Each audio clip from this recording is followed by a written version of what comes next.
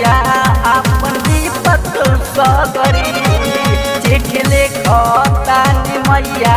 अपन दीपक सगरी अपन दीपक सगरी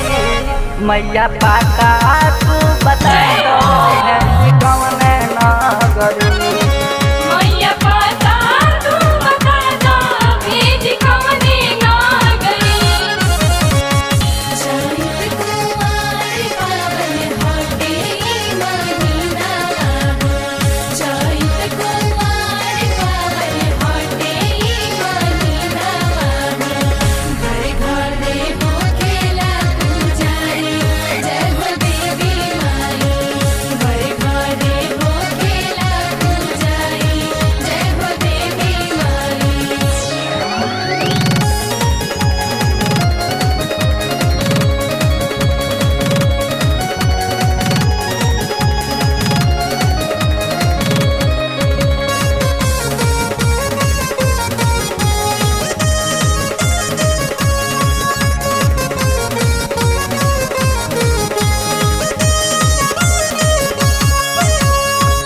दिलावा के बात मैया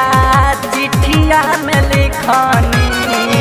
साँझ सवेरे आखी रतिया में लिखनी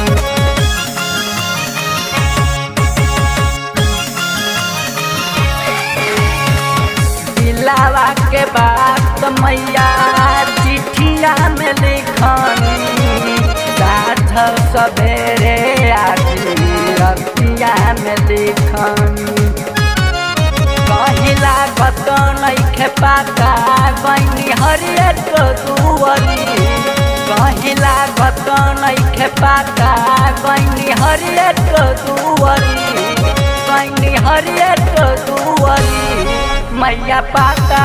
तू बता दो भेज कवने नगरी मैया पाता तू बता दो भेज कवने नागरी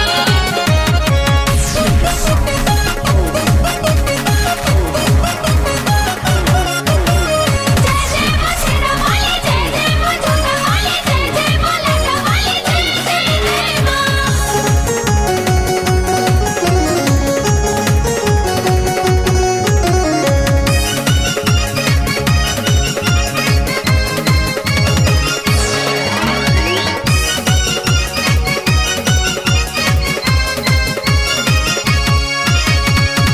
हाल देखी मैया पूरा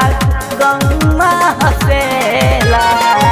केहू कहे अजय अजंता पागल कहेला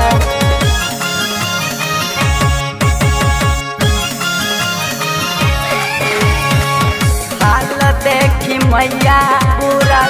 गंगा हसेला केहू कहे अजय अजंता पागल कहेला बाटे तो हरे शरण में रितेश के पगरी बाटे तो हरे शरण में रितेश के पगरी रितेश के पगरी मैया पाता तू बता दो भेज कवने नगरी मैया पाता तू बता दो भेज कवने नागरी चिखले खतानी मैया अपन दीपक सगरी चिखले खतानी मैया अपन दीपक सगरी अपन दीपक सगरी मैया पाता तू बता दो